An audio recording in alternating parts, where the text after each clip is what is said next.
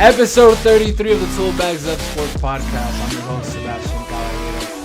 Got a lot to talk about today. We actually had some somewhat breaking news. When you guys watch this tomorrow, it'll be a developing story, as they say on ESPN.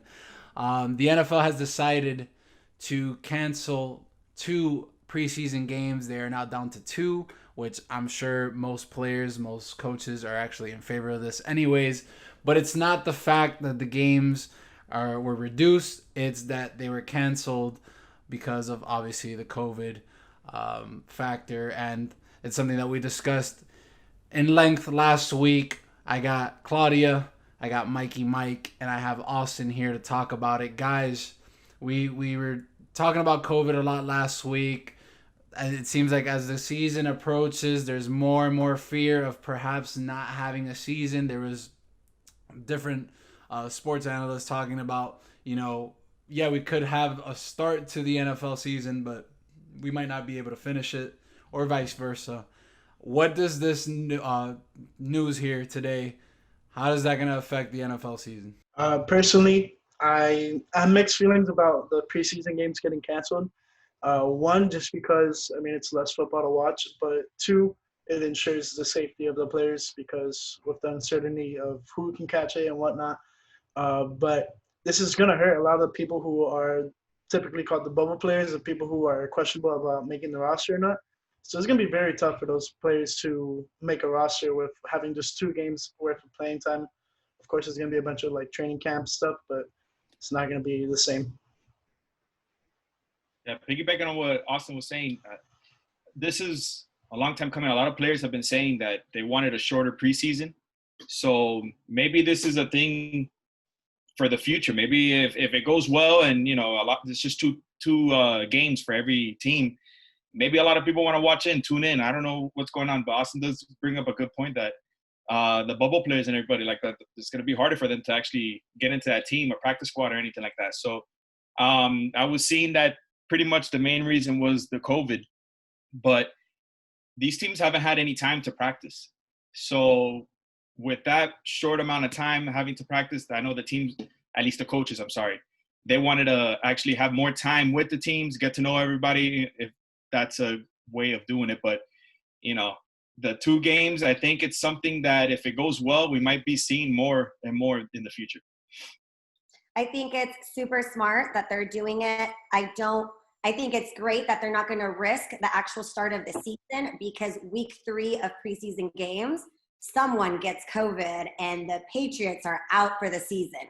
So I think that it's better to, take the precaution this year and we'll see how it goes.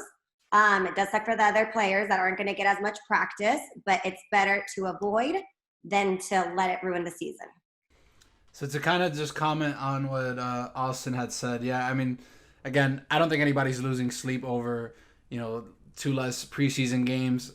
There's already a huge risk factor in playing this year. So obviously the less exposure you have, the better, save it for the actual season, for the games that matter. But it is concerning, man. It's just super concerning that, again, once we are getting closer, just all this news that's starting to spike again and all that. And now the possibility of not having football because of COVID, bro, that for me is the worst case scenario. I played baseball my entire life. I love baseball. It's the love of my life, former love of my life. And I would rather not have a baseball season than not have football. That's how I feel about it. It would be just detrimental. Sebastian, it's gonna be what detriments everything. If the NBA pulls it off, we will get our NFL season. Yeah, that's the key. And we talked about it at length last week. All the COVID situation. There's just so much unknown that we could speculate here and all that, and it's not. I don't know. It doesn't look good for me. But let's talk about something that did happen earlier in the week that was, I guess, good for the NFL, not so much for my Dolphins and Austin's Dolphins here. But Cam Newton finally found a team. Of course, it was in the AFC East and with the Patriots. I feel like a lot of people are kind of downplaying Cam going there. Like, obviously you have the diehard Cam fans who, still see him as 2015 Cam. I don't see him as that, but there's a lot of people that are just like, bro, that's not really a fit. With Belichick and all that, dude, like Cam can still play. The last time he was fully healthy with the Panthers back in 2018, like the Panthers are 6-2. That was the year that the Saints ended up being the number 1 seed. Like, I don't know if he'll ever get back to that MVP level, but to say that, he can't play anymore or that, this doesn't make him, probably the favorites in the AFC East, I think it's a little bit silly. I don't know, Austin, what do you think? What a fellow Dolphins fan here, dude? Personally, it's a great signing by the Patriots. I mean, the writing was all on the wall. The speculation of him going there was through the roof ever since he got cut, and obviously since Brady went to the Bucks. But I mean, it's very tough because this offseason is like no other. You have no idea what's going to come out of this. But I can say that, I mean, Cam is a beast. Whether or not he's healthy or not, hopefully he's back to full health. And you guys have seen what full health Cam has done in the league. When MVP took his team almost undefeated to the Super Bowl. So, I mean, it is what it is. He's a great player, and unfortunately, he had to go to the Patriots. Bill Belichick and the Patriots do it again. They sign someone out of nowhere, and they bring a good quarterback in. And the best part is, for at least them, another mobile quarterback. I think that straightens their backfield because they already have Sony. They got James White, and they got Brandon Bolden back there. So now having a mobile quarterback, it's probably going to be a little scary. You're going to have to have spies out there like crazy because Cam will run all over you. And then he has a good offense. I mean, yeah, you're coming away or you're leaving Christian McCaffrey, which is probably like the best playmaker in the NFL right now. But there's somebody on this offense that I think will flourish with Cam. I think that's going to be Harry, I'm sorry. That guy didn't play anything of last year because he was hurt. In Arizona State, he had 22 touchdowns in just 3 years. So that guy's going to be a breakout player when it comes with Cam. I think Cam's going to target him. And at the end of the day, you still have Julian Edelman. You can't doubt him. So I think it's a good signing for the Patriots.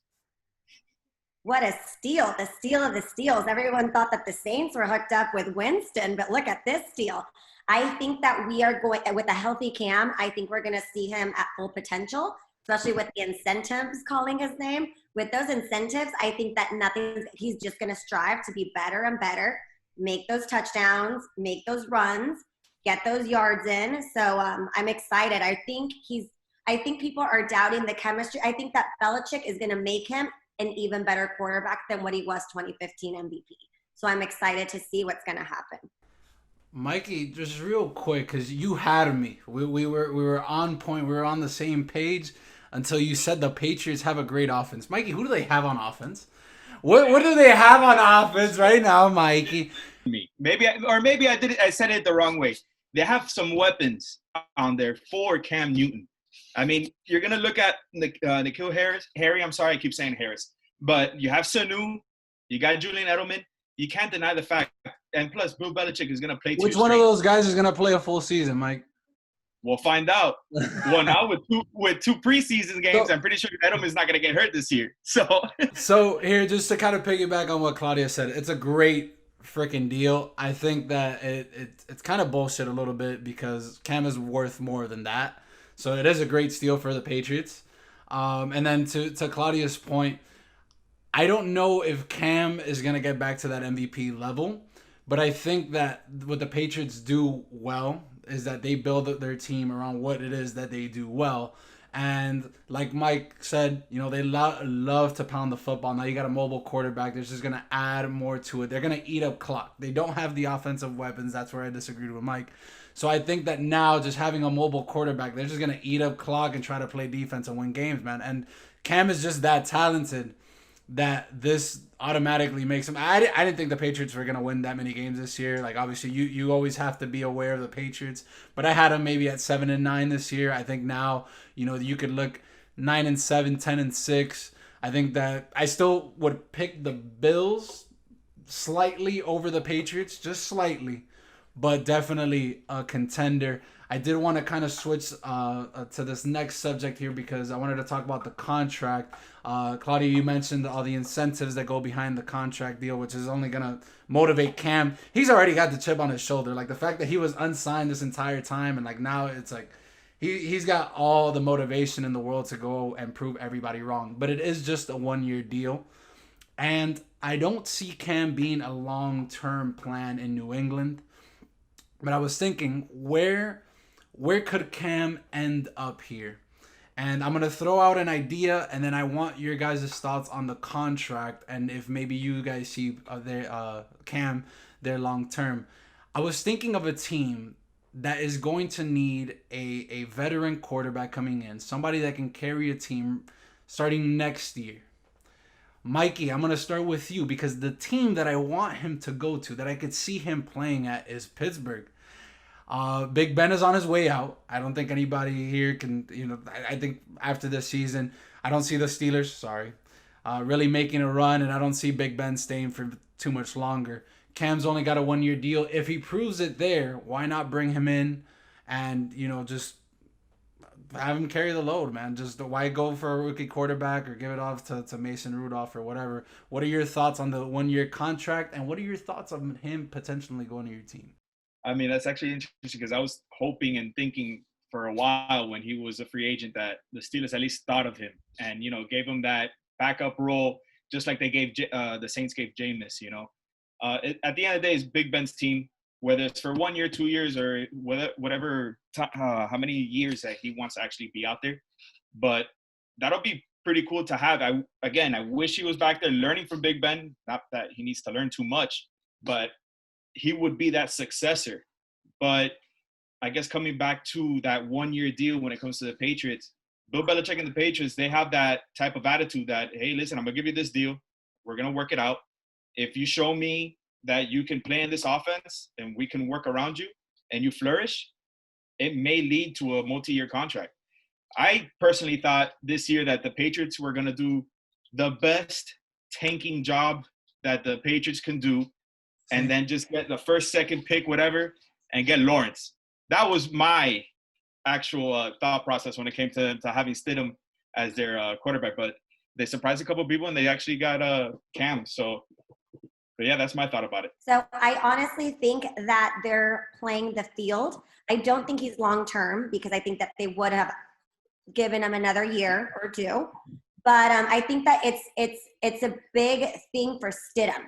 I think that they're going to give the court this guy to actually have the opportunity to play versus if Cam gets hurt and really see him amp it up a bit with an actual quarterback with experience. So I don't know. We have to see what the Stidham has to offer. We really haven't seen him perform on the Patriots. I think that having Cam with Cam's ability to get hurt or disability, better said, to get hurt, we're gonna see this guy play a little bit more than we think.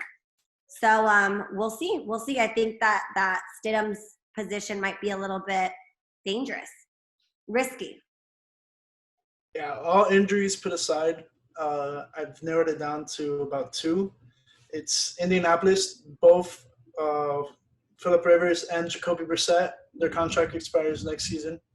And then it was also, I forgot the team. I just had it in my head, brain fart right now. It was possibly Chicago. Oh, no, it was Dallas. There you go, Dallas. Andy Dalton and Dak Prescott's deal end also next season. So those are my top 2 landing spots for Cam. And that's given no injuries. And hopefully he doesn't have any injuries. I don't want to wish that upon him, even though he's a Patriot. So there was a couple. I think there's more than 2 teams, right? Like the couple teams that came to mind. I feel like the Raiders are going to be looking for a quarterback after this year, even though they signed Mariota and they still have Derek Carr. I think this is it for both of them. They're not gonna win you a Super Bowl anytime soon, and I feel like Cam, Vegas, that makes sense. I know the Redskins said they had interest in bringing in Cam. I think him and Ron Rivera still have their relationship. That could be an option if Dwayne Haskins doesn't work out. I didn't think about the Cowboys. That could be a good fit. I actually like that, especially with Jerry Jones, and if they can come to an agreement with Dak, that would be interesting. Man, like I really like Cam Newton, and it's not I don't know what it is about Cam. Like I wanted the Dolphins to go after him if we didn't get the quarterback that we wanted in the draft, just because it's not like he's not a top 10 quarterback right now. You know, he's just outside of the top 10. But the guy's a competitor, man. He's a winner, and I feel like people have like this wrong, view of what Cam Newton is because of the way he dresses and just, he's all flashy. But the guy's always been a winner, man. Like since he got into the league, I remember this clearly, dude. It was the second or third year that he was in the league, and the Panthers had just choked another game. They started off like 1-3, and he went off in a post-game interviews. He's like, I'm not down with this vibe or whatever. They ended up going on a run, and they ended up making the playoffs that year. And ever since, the Panthers have been a perennial playoff team up until he got hurt. And I just feel like any team, the Patriots obviously smartly brought him in and on a great deal.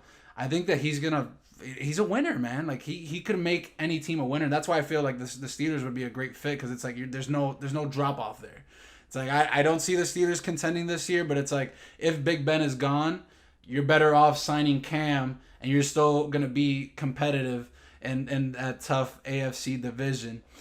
Talking about guys signing, I'm on the fence about how I feel about this next subject. Antonio Brown, Mikey, your former boy.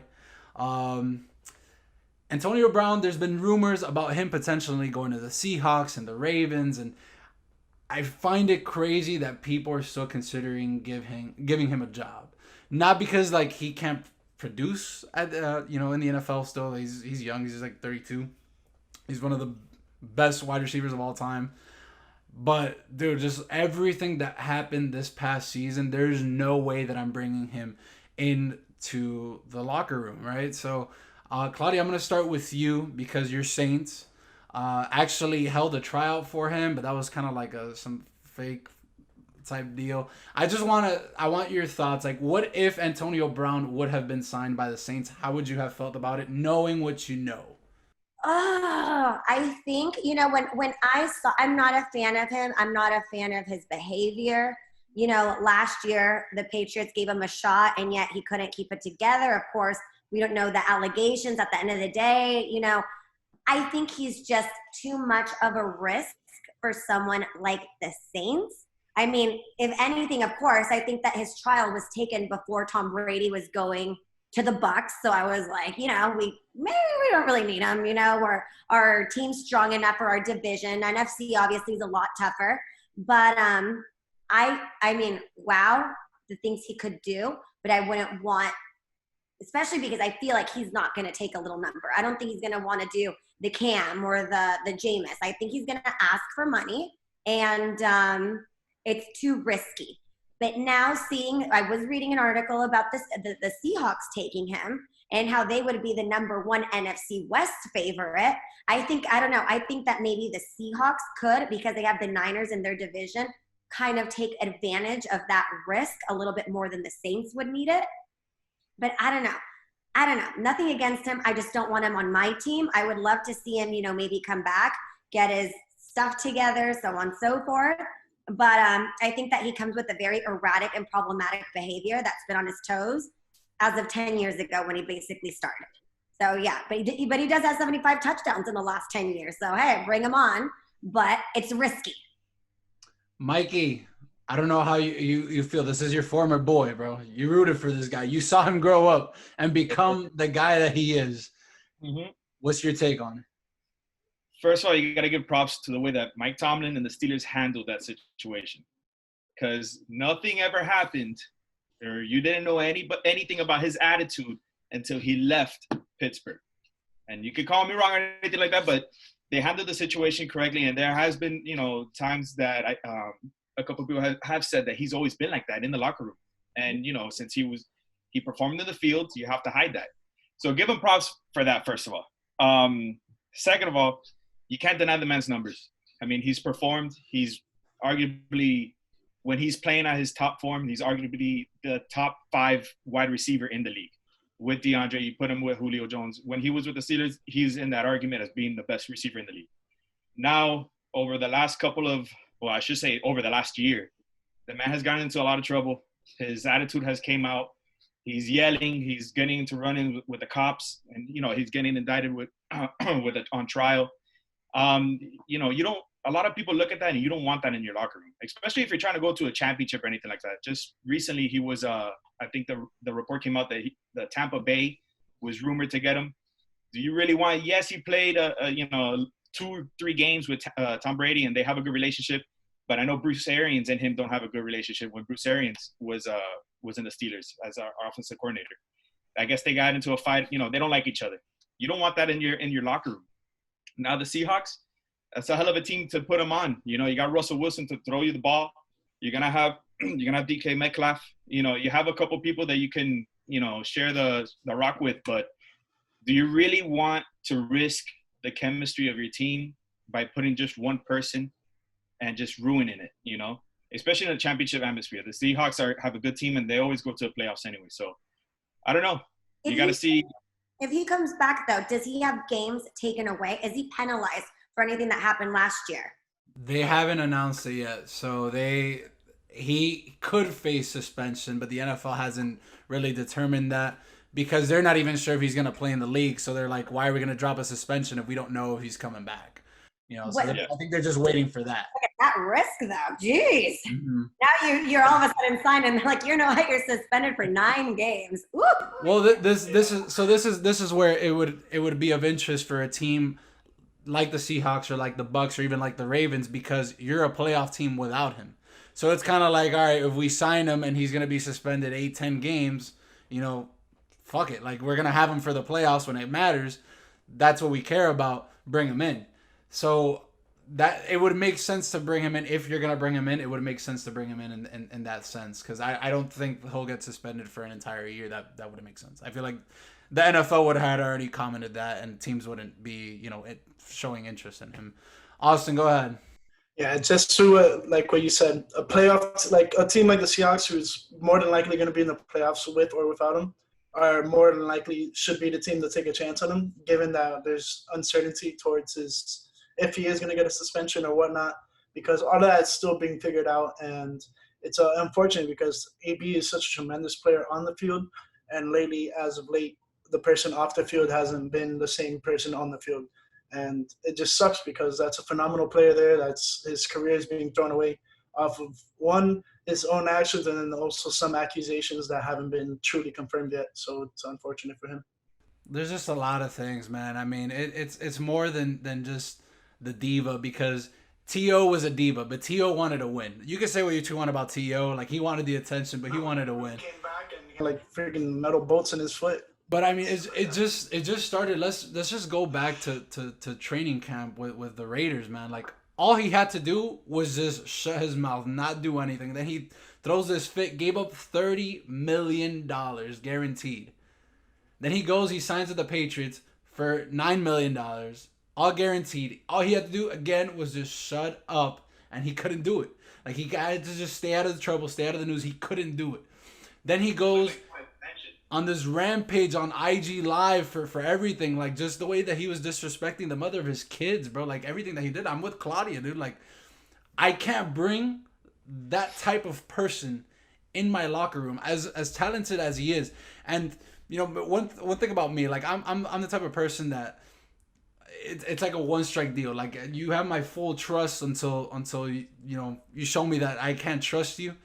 And I'm not really big on second chances. Maybe that's a downfall on me. I've learned as I've gotten older that, some people are deserving of a second chance, and maybe they will find their way. And maybe that's why Russell Wilson and Tom Brady are guys that are pushing for Antonio Brown, because maybe they're just like, somebody has to give this guy a second chance to at least prove himself. So personally, I'm not giving him a second chance. There's no fucking way I'm taking him in my locker room, in my team. I know how great he is. I'm not taking it. Kudos to whoever does sign him.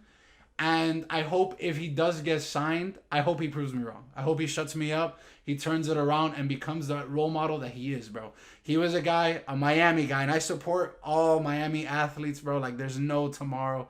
He had no really big D1 offers. He ended up going to Central Michigan, drafted in the 6th round, and just made his career. He was hungry. And then he became the guy that he is, and he just became this diva, dude, and that's not who he is. I hope that maybe he got it out of his system. I hope that if he does land with somebody, he lands with somebody like a Russell Wilson, like a Tom Brady, that can kind of just keep him in line. And again, I hope that he can prove me wrong. I will never root against anybody. Even though I'm not a fan, I will never root against anybody. I hope that he does prove me wrong if he does get that second opportunity. But guys, we have about 8 minutes. Any final thoughts? Any comments that you guys want to throw in here? Like Antonio Brown and like Cam Newton, I feel like we're gonna see a different Cam Newton with Belichick's.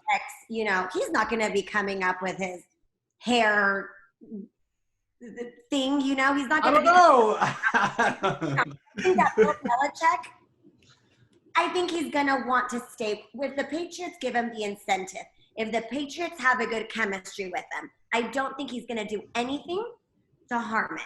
I also think Bill Belichick has a harder hand than Ron Rivera had. Now I think that if Antonio Brown were to go to any team, it would have to be with a very stern hand coach. And if Bill Belichick couldn't fix him, heck, I'm really not sure. Like you said, the Steelers coach, Tomlin, handled it perfectly. But imagine a soft new coach. Like, no one's going to be able to really shape this man like Belichick would have been able to. And if he did it, heck. Claudia, are you saying that Mike Tomlin's better than Bill Belichick? Or I think did I hear that right? Bro, listen, let me tell you, and this is a conversation for another day. Mike Tomlin is the most overrated coach in the NFL, but that's a story for a different day.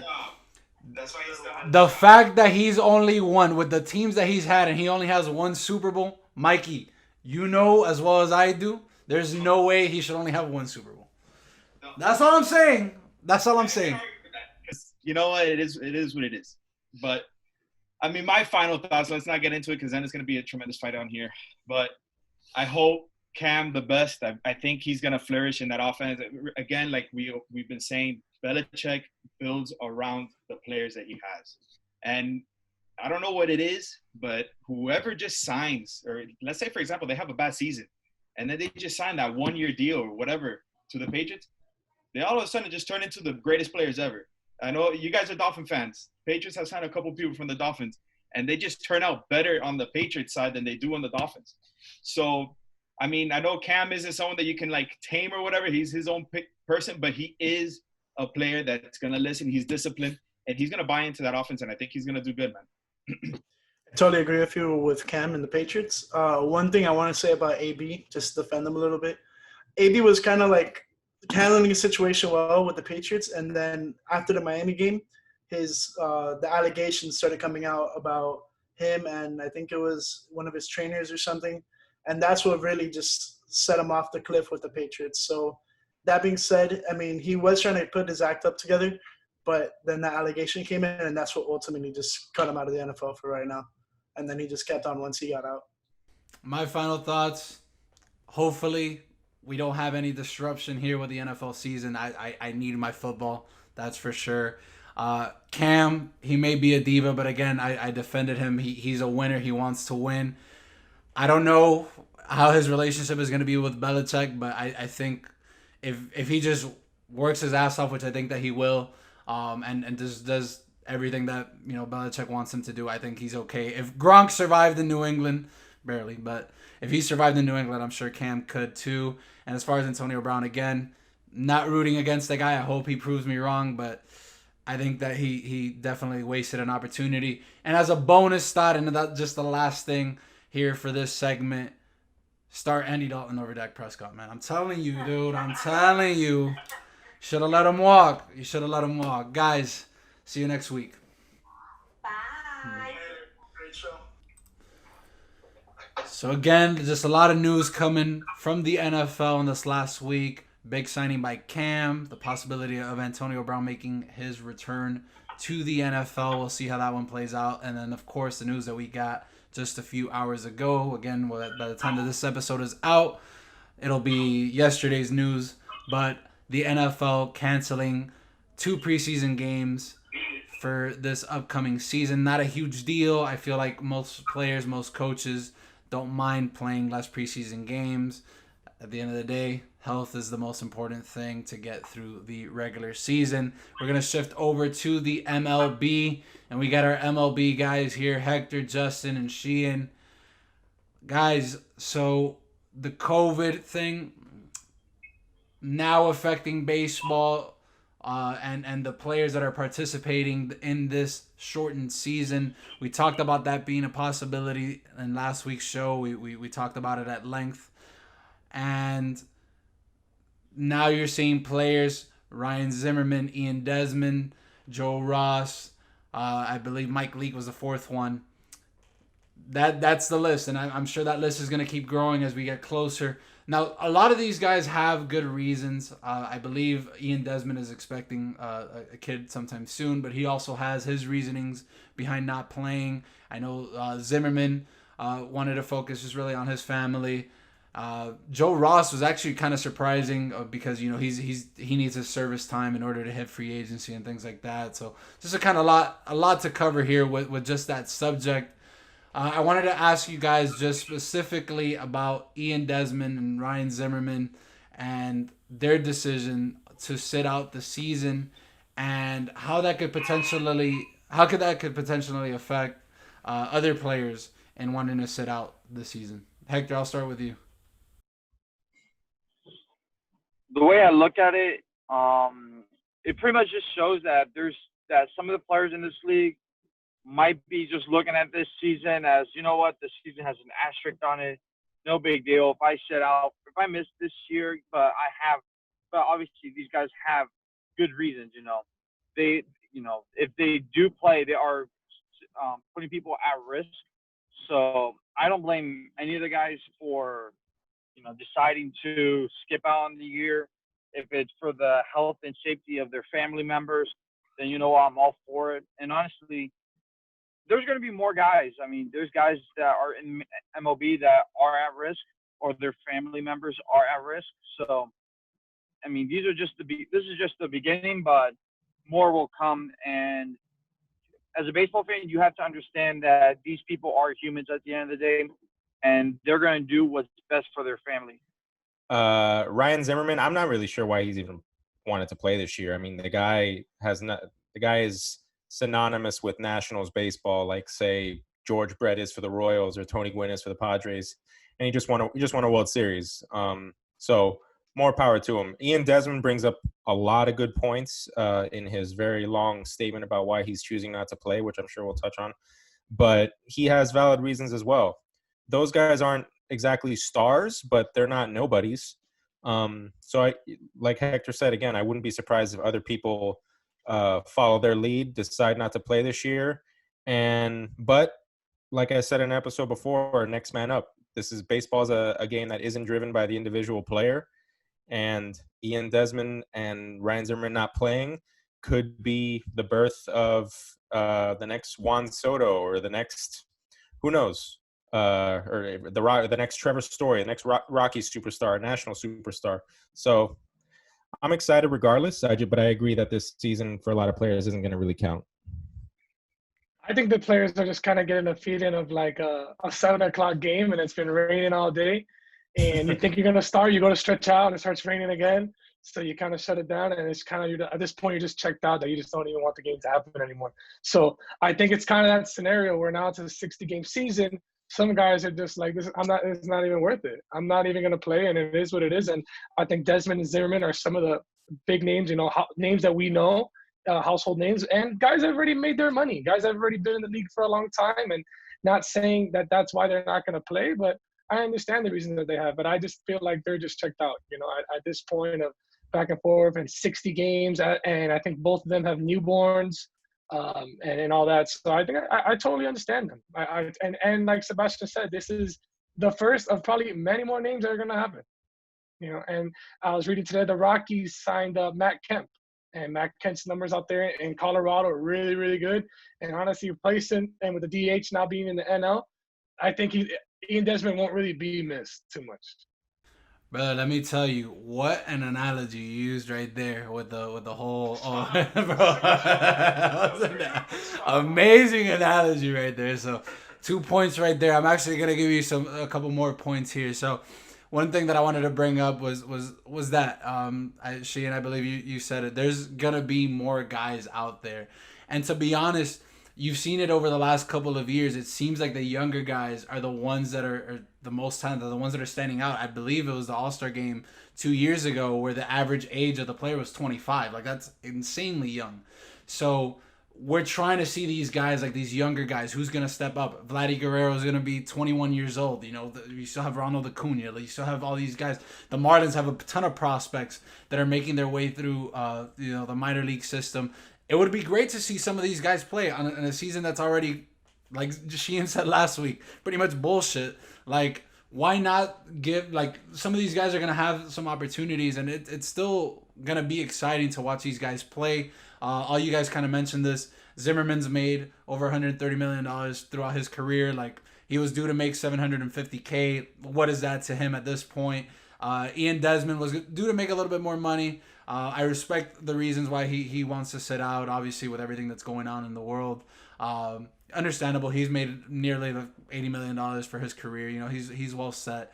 I did want to talk about one guy that is deciding to sit out.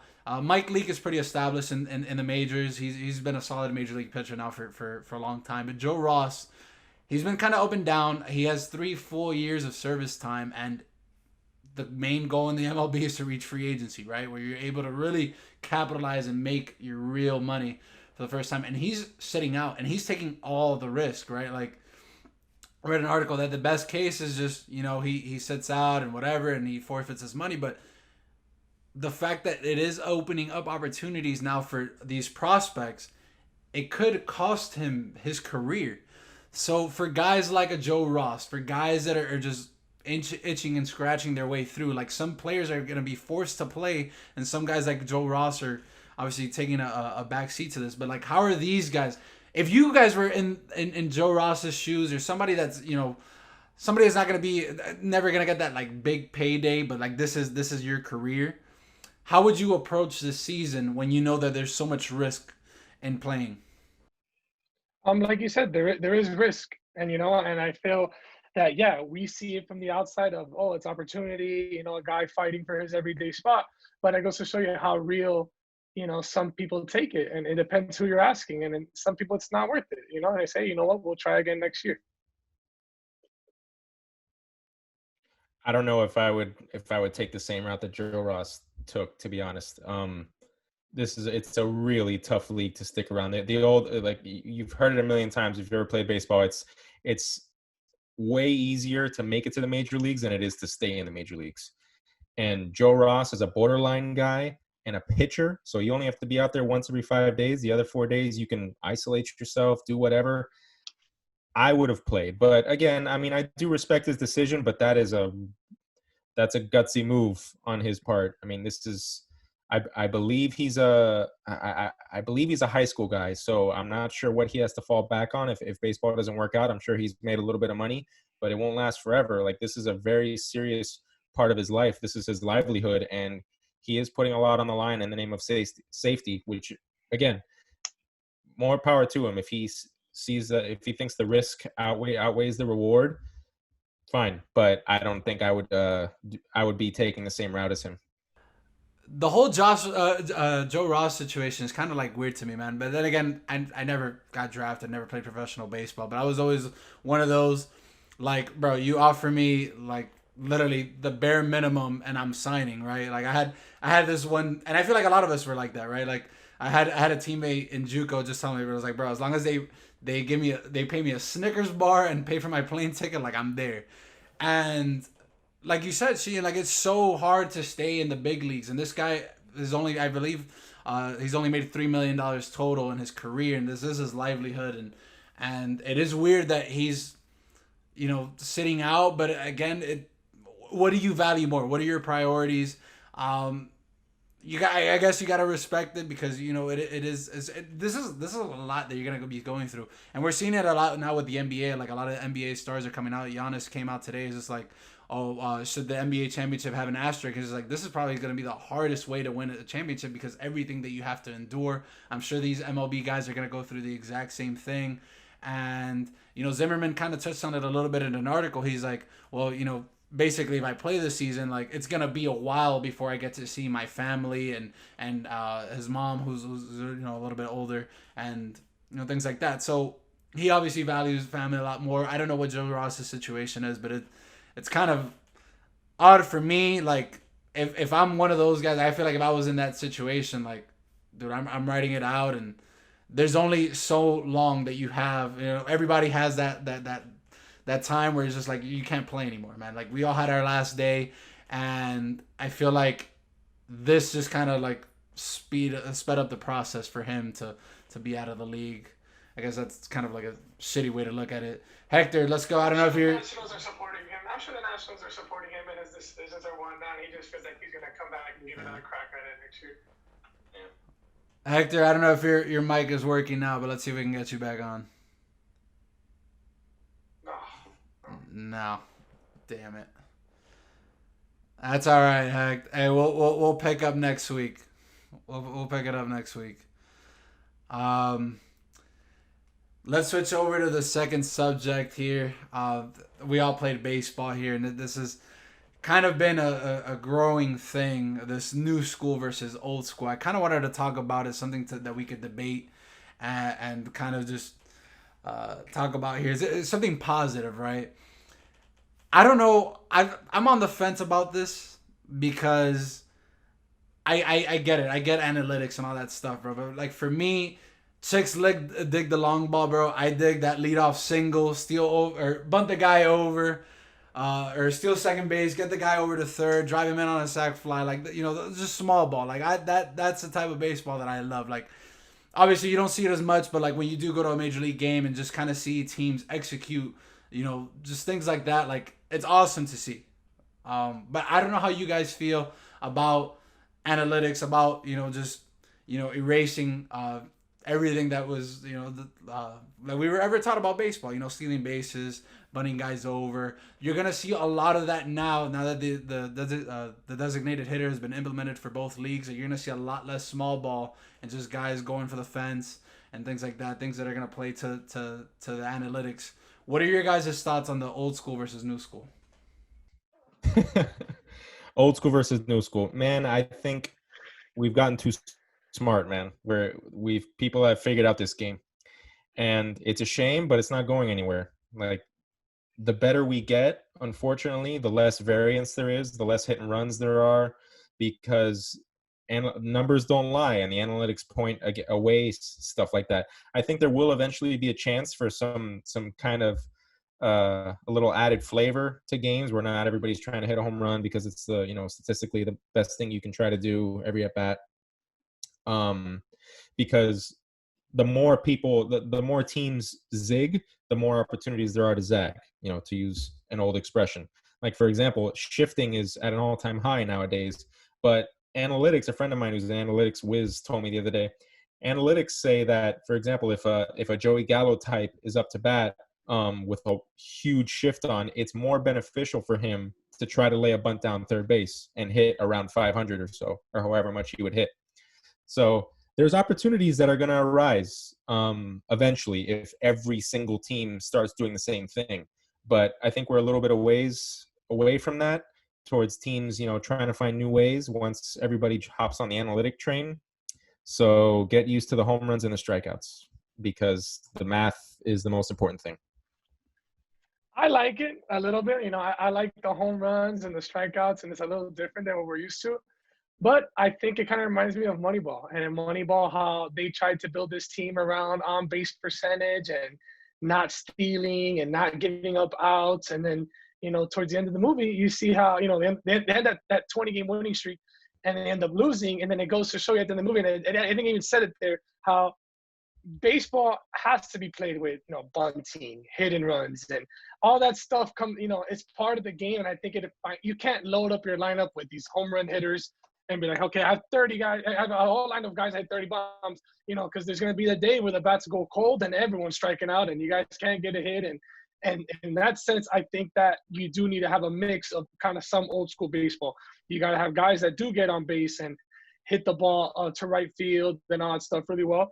But as in shifts, that's something, even as me, a career big lefty who everyone always played me shift, I like it. Like I think that if I'm a pull hitter, why would you have the field evened out with two guys on each side? Make me go opposite field. The double play is still there. Odds are, how many times is the big lefty going to hit a ball down the third base line? How many hits do they really get at the big league level? A base hit between short and third, a big lefty. He's going to pull the ball. Outside pitch, he's going to hit it up the middle. And it's exciting to see the infielders out of position in other places. At least for me, I like it. But, I mean, as for the juice balls and all the home runs and all strikeouts, it's exciting, but it's like it kind of just kills the game. I like grinding at bats and stuff like that, and small ball. Like West Coast baseball, I guess you could say. So like my stance on it, like I get it. Like I don't mind the shifts and all that stuff. Obviously, it's good for the game. Like obviously, if it's gonna give you an advantage, go ahead and go for it. What I don't like is just, for example, like the Braves last year. They lost the game because they trusted analytics over baseball, right? Like analytics show that, like, if you have a runner on first base, nobody outs, you're more likely to score the run without sacrificing, without bunting the guy over. But you're taking out the human element of the game, bro. Like if in this situation, it was the 9th inning or it was the 8th inning, it was later on in the game, there is that little bit of pressure. Like you can say what you want. This is playoff baseball. It was I believe an elimination game for the Cardinals, if I'm not mistaken. Bunt the guy over. What ended up happening, they didn't bunt the guy over. The guy popped up. There was one out. That bunt would have gotten the guy over to second. The next guy got a base hit. The runner run from first to third, and then the next guy grounded into a double play. I believe that's what happened. And do they play the small ball? They win the game. And what ended up happening, the Braves lost game 4, and obviously they got their ass whooping in game 5 of last year. And it's just things like that, man. Like there's ways to win baseball games. Like you have to have like multiple ways of winning baseball games. And I feel like as the game goes on, like we're getting more athletes, like more like actual athletes, better athletes, and we're simplifying the game, which kind of sucks. Like you have guys that have the ability to do more, but we're asking them to do less. And that's where I feel like I don't like the new school of baseball. Obviously some of the numbers, do make sense, and I guess they do work, but like sometimes you do have to go back to it. And like Sheen said, playing Joey Gallo, I don't know if you guys remember that, where they had like I think 4 outfielders like shifted from like center field to right field. Like there was nobody on the left side. It's true. Like it increases. Like all he has to do is just lay it down on the left side. But if you don't practice it, if you don't work at it, it's never gonna happen. And how we were talking about this season, last episode, how they're gonna start with a runner on second base in extra innings. What are most teams likely to do with a runner on second base, nobody out? You're trying to play for the run. You're trying to get that guy over and bunt him over. How is that gonna go? We're gonna watch some games where like the guy literally cannot lay the bunt down. I think that's kind of it's tragic a little bit. It's gonna be pretty funny. Hector, I think. Oh, go ahead. Go ahead. Can you guys hear me? We can hear you now. Sheen, go ahead, and then we'll bring Hector back in. No, I was just saying you brought up a good point, bringing up the Braves, because playoffs are still a bit of an equalizer for people that like old school baseball, because the analytics driven baseball I think works better over a big sample size. But in a 1-game sample, I think there's still spots where old school baseball, get them over, get them in, bunt, hit and run, all that jazz, still works. And you're right, these are elite athletes, and they should be able to have that, in their arsenal when the time comes. Yeah, I mean, in the playoffs, I feel like it always comes down to the basics. It's always those bunts, missed throws, people not throwing strikes, pitchers not being able to field the ball and turn a double play, or field the ball and throw the ball to first. So that old school stuff will always come back to haunt you no matter what. And, going back to that Braves situation, bunting that guy over there's no outs, man on second, bunt the guy over to third. There's 11 ways to score from third base to home. And it's just like, you got to respect the game. Man on second, no outs. You can't get Q and with all these hitters, especially in the playoffs. In the regular season, like Sebastian said, I agree. You have all these analytics, so many games, but maybe the game's not as important. But playoffs, get the guy to third, and you got two chances. Now, there's so many things that can go wrong, and there's still a lot of pressure on that one at bat. because that one at bat, second baseman went on, it doesn't go the right way. Now it's going to add a lot of pressure to the next two. Yeah, Sebastian, you were talking about how the Atlanta Braves and the St. Louis Cardinals series, how, just simply laying down a bunt would have helped their chances, and how the new school of baseball kind of doesn't like bunting. I think you got to have a mix of both. You have to have, there's a reason why analytics is so important. But teams and managers cannot be too analytically driven, because if that's the case, then there's no reason to have a manager. All you got to do is just look at the numbers, and then the numbers is going to tell you what's going to happen. Well, those things aren't always 100% correct. You need to also, in order to manage a game, you actually have to have feel for the game. You have to know situations. You have to, look at players differently. Just like, is he going to be able to handle this situation? The analytics might say no, but the way he's been pitching, the way, his demeanor is, might tell you differently. So, you know what? You're going to stick with that guy because, you're confident in him. Even though screw the numbers at that point. Just have faith in your guy. And there's been other situations. Like, I think the Dodgers are a team that they do a great job of using analytics, but I think they rely on it too much. Like, during the NLCS, I think it was not this past season, the year before, how Cody Bellinger was sitting out games, I thought was insane. And I think a lot of that had to do with, hey, the analytics say, this is not the guy to start today. Go with this guy. And the very next year, he's the MVP of the National League. How do you sit a guy with that type of talent? You can't do that. You have to play those type of players, because those guys, no matter what the numbers say, there's a good chance that guy's going to win you games. And for the type of athletes that are coming, there still are going to be old school type players. I cover the Florida Gator baseball program on Rivals, and there's a couple of those guys. Like, the fifth batter is not a power guy. The fifth batter is like 5. He's probably like 5'10", 5'11". I don't even think he weighs over 200 pounds, but he hits he hit 450 this year. And I'm going to say a third of his hits are literally just bunts, because he's going to rely on his speed, and that's the type of player he is. He, solid contact hitter, really doesn't have hitting the ball over the fence, but he's just the type of player that is a ball player. He's going to do things that's going to put himself in a good situation and his team. And also bringing in a recruit, Kobe Alter, he was considered a second-round pick, but that's a guy that doesn't have overwhelming power or 6'3" speed. He's scouts just called him he's the definition of a ball player. He can do a little bit of everything good.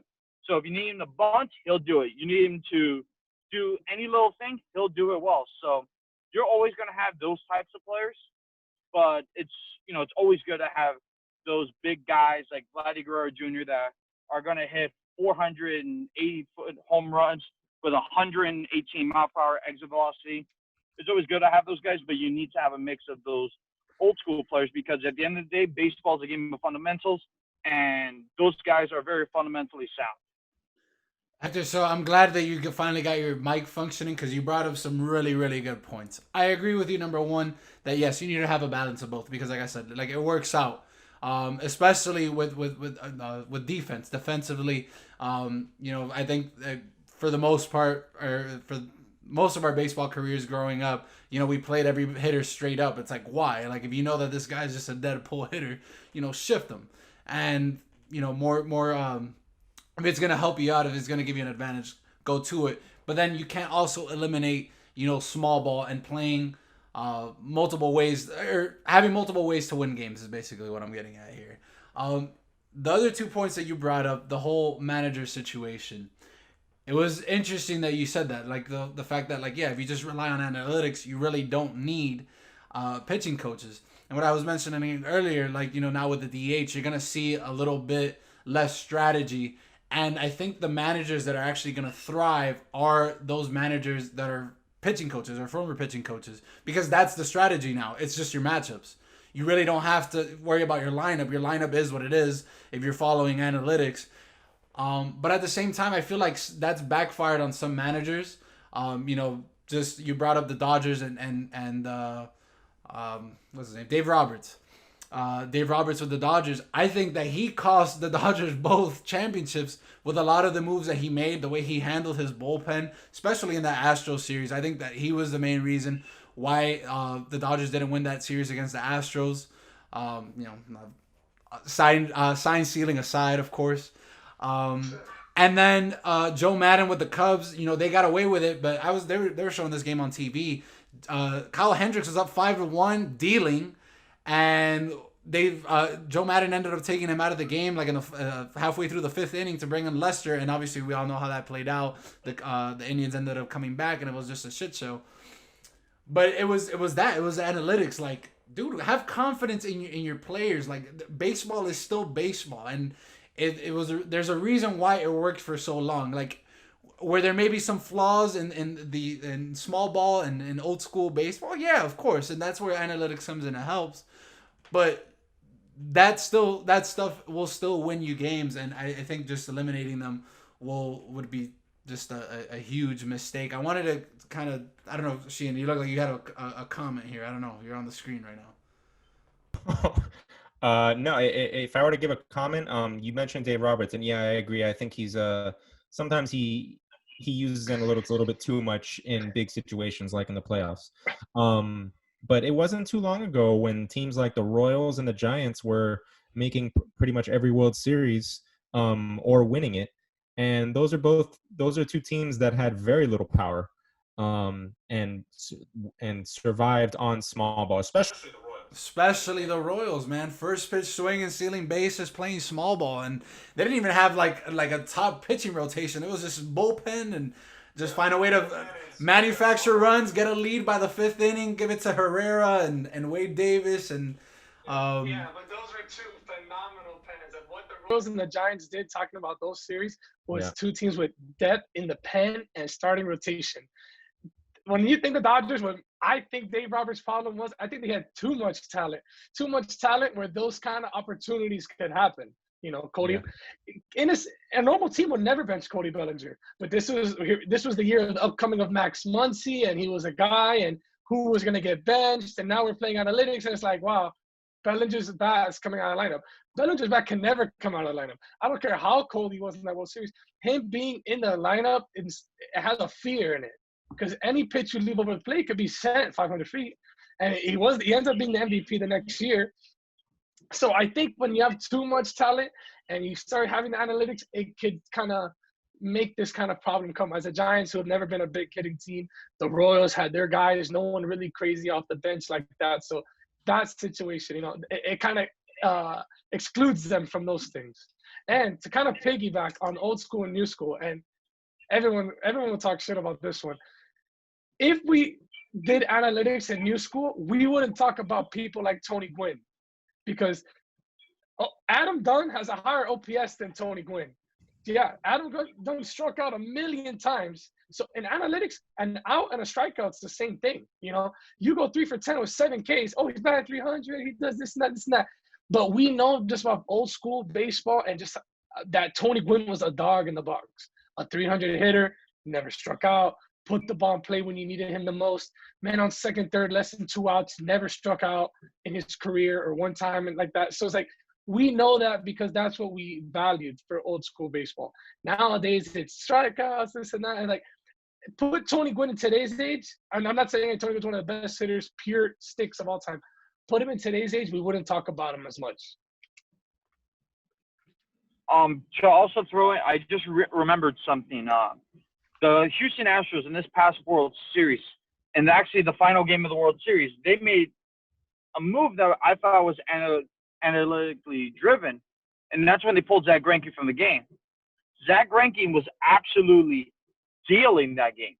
Like, the Nationals either were not making solid contact off him, or they just were just straight up whipping. And then, like, I think he walked the guy, but it was like a close call that could have gone any other way than an error, and then all of a sudden he got into trouble, but Greinke was still dealing. They really weren't hitting him. And then they pull him, and I think the very next pitch, Howie Kendrick hits the home run to right field.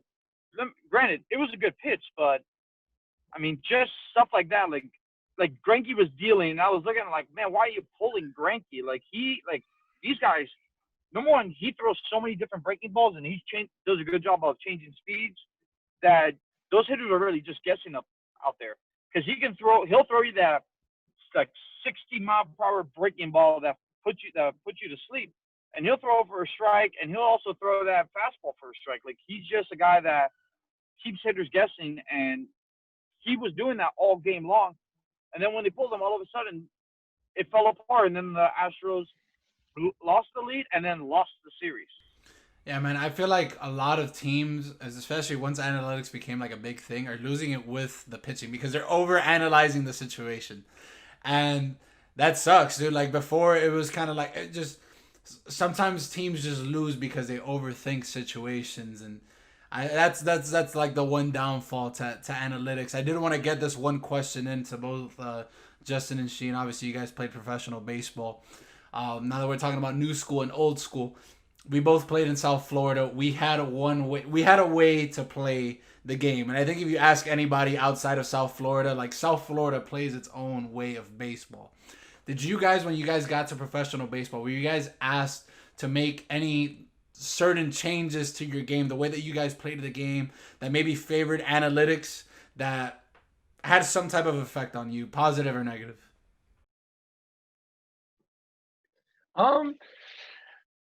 With all the shifts and stuff like that, that was the first time I felt like I really had to work on bunting. So they would always when we first got to the field, all the guys who were bunters would go work on their bunting off the machine, and I had to be thrown into that. Being like I had mentioned earlier, the lefty, a big lefty, everyone plays me full side all the time, and it's pretty much with if it's there, just let them bunt. So I would have to work on it. As in the situation, they'd always tell me was, listen, there's going to be days where you're on fire and you're 3 for 4, 2 for 3, and you're going to have to bunt because they're going to sell out so much. And that was something, so I had to learn how to always work on that just in case I needed to do it, and being in college, I always wanted to just put the ball in play, hit for high average, and Put the ball over the fence. Yeah, well, that just happened. But I remember being in Houston, I would work on hitting the ball opposite field and doing that, and they had just mentioned to me, like, and I took it to the extreme, and I think it kind of messed me up a little bit. But they had told me, they're like, look, we don't care about you hitting the ball in left field, we don't care about you putting the ball in play. They're like, just swing hard and hit it, and if it hits, just hit home runs. They go, I don't care if you pull it every time. And I think that kind of just like I took it to the extreme, and it kind of ruined my swing a little bit. But I mean, it was funny. Justin and I think had opposite experience because he, like, with the Astros, they are like the kings of analytics, and the Mariners are kind of pretty much polar opposite, at least when I was there. So I didn't have to. If anything, I got more old school while I was with them because I know we're from South Florida, but for whatever reason, I've always loved like the analysis, like the advanced stats. So if anything, I tried to make things more analytical. Pitching things to my coaches and whatnot. I just happened to have really old school coaches while I was there. Like most of the people that handled me, that were involved with the outfield, that were with my level of the minors, were pretty old school. So yeah, if anything, I got more traditional because I was forced to be that way. Because I'm not sure how the Mariners are now, but when I was there, they were really traditional. Hopefully they've smartened up and maybe they can, win some more ball games one of these days. But when I was there, they were old school as they come. Hector, I want to bring you in for this one because you spent a little time at Trinity Christian College up in Illinois. Your head coach there was a little quirky. He had a very unorthodox way of like getting you guys ready for games, like the way you guys took pregame. We have 1 minute. How did you guys approach your games? Because like, I mean, these guys would like take IO and like they would like purposely throw like one hoppers to first base. Like I remember, like this is crazy. But just tell me about that experience and things like that, because I'm sure your coach there was very analytically driven over there. Well, our coach he pitched in the major leagues. He spent a cup of coffee there, but we would try to mix it in. It was more of our assistant coach that was really trying to push the analytics on us. I mean, he would have a bunch, like anybody that wasn't starting, they would have a chart, and we would chart just about everything. Like I remember in our first fall ball game, I was charting the pitcher's tendencies, and I would chart, fastball, like, okay, first pitch fastball, this spot, da da da da. And it worked because, like, I noticed, like, okay, this guy's just throwing straight up fastballs. This guy's throwing fastballs to everybody first pitch, except for the cleanup hitter. So I come up to the plate, and I already know what's coming, and I don't even wait for the first pitch. I'm swinging, and I hit a line drive that almost, I almost got him in the shin, but it went right through his legs for an RBI. I think it was a 2 RBI single. Humble brag. But, I mean, it's just stuff like that the analytics, there obviously are positives. If not, nobody would do it. But, you have to play the game at the end of the day. We're humans. Humans are going to make mistakes. Numbers aren't always correct. That's why, unless it's 100%, there's room for error. So he played. Heisman would coach old school, and Enright would bring that analytically driven type stuff. And Enright was coach Division I baseball, and they taught a lot of that to their assistants. So, he kind of brought that to us, and it definitely made us better. I think we had a 40-win season. I think that was the first time I think it's been the only time in our program that we actually won 40 games or more. All right, guys. So we definitely have to do a few more of these topics here because that was great. Thank you guys for joining me this week. We'll see you next week. Huge shout out to the squad jumping on the pod again. Some great stuff this week. Don't forget to subscribe and like all of our episodes. We are again on Apple Podcast, on Spotify, iHeart, our YouTube channel. We are trying to gain subscribers on our YouTube channel, so go ahead and make sure you hit that red subscribe button. Subscribe to the podcast. We're trying to reach 1,000 subscribers by New Year, so help us reach our goal. We appreciate it. We try our best to bring you the best content every single week. That's all from me for this week. Until next time, I'm signing off.